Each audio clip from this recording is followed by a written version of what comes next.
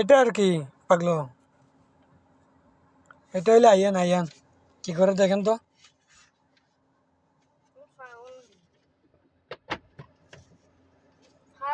তুমি যে রেকর্ডিং করছিস পাগল, ওর নাম হামিদ।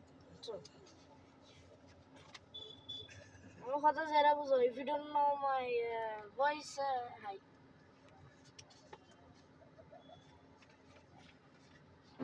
এই যে আইয়ানের গাড়ি এটা।